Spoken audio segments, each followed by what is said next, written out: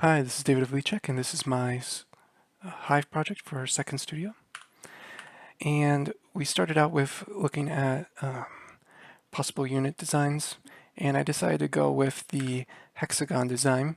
I kind of thought of a beehive before and thought a hexagon shape would be efficient, but I ended up doing a unit design that's quite different from how perhaps a beehive is divided. Splitting the hexagon in half and then putting it along the edges of or in as a central courtyard of the unit. And it allowed for good pairing of different unit designs.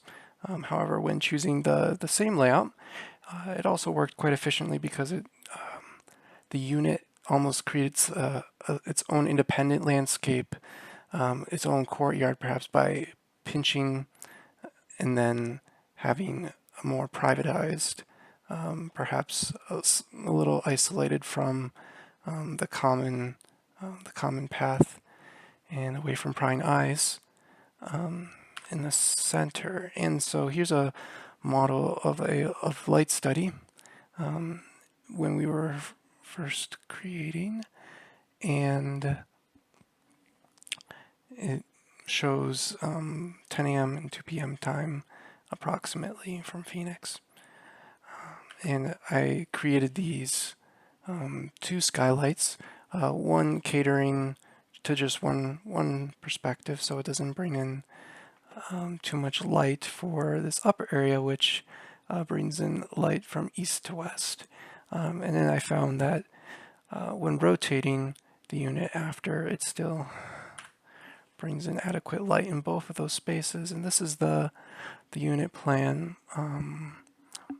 Here's the front entry canopy, and this is the bedroom all the way around the other side.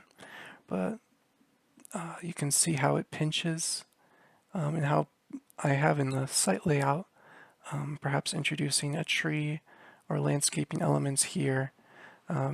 And what also would work would be having a frosted glass or something here to once again deter prying eyes from the common path.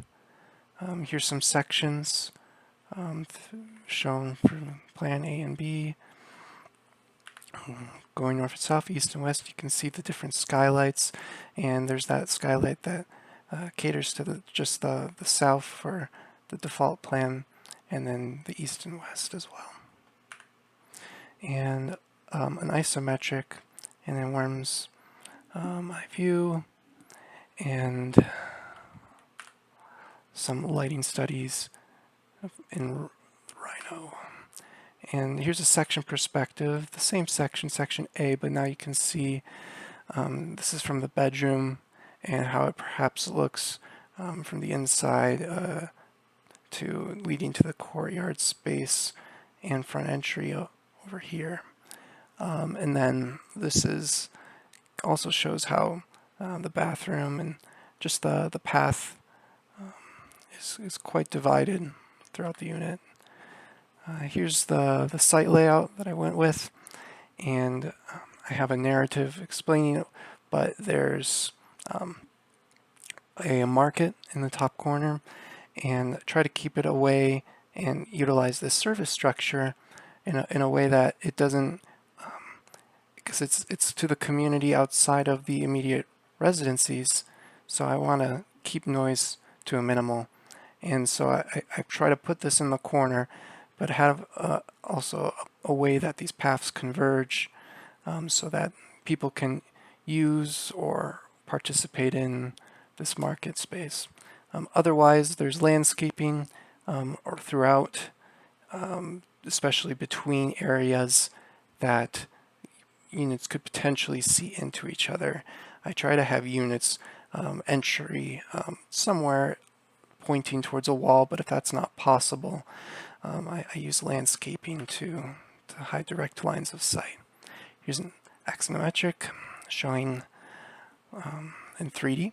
I modeled the market space quite a bit so you can see that more from my perspective view. I was thinking possibly some greenery and vines would be good above this pavilion space for the seating.